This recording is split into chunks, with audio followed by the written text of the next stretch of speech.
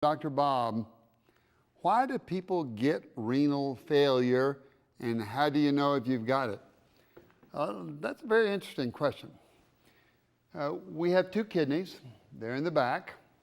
Each kidney is a filter unit.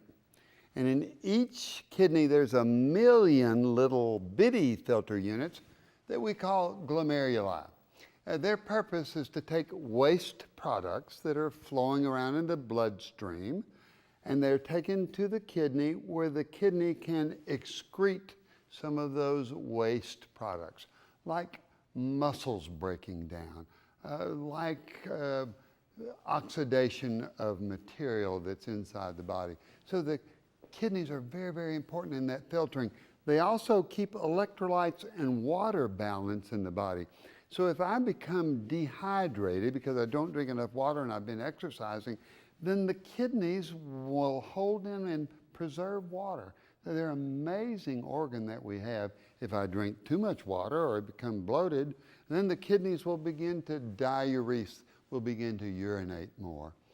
The most common cause of kidney failure is when those glomeruli, those little filter units, are damaged.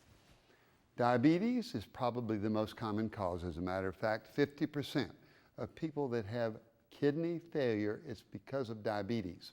The diabetes begins to involve the little small blood vessels that surround those glomeruli, the little filter units, and they become damaged and there's not enough blood that comes by the filtering units to filter out the bad stuff that's in the bloodstream.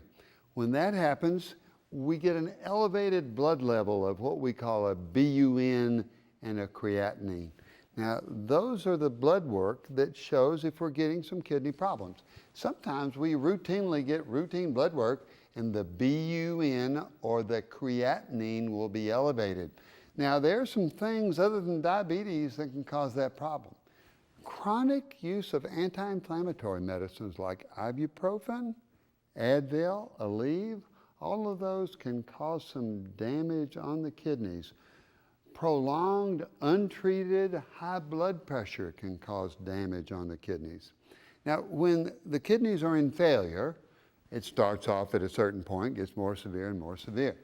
The treatment of that is with dialysis. We can have hemodialysis where we take the blood from the person, run it through a machine, clear it out, and put that same blood back into the person. That's dialysis that we have. And then we have kidney transplant, kidney replacement, where we take somebody else's kidney or a cadaver kidney and we replace it. I can remember 15 or 20 years ago how dangerous it was. Now, very, very effective in kidney transplants if they're available.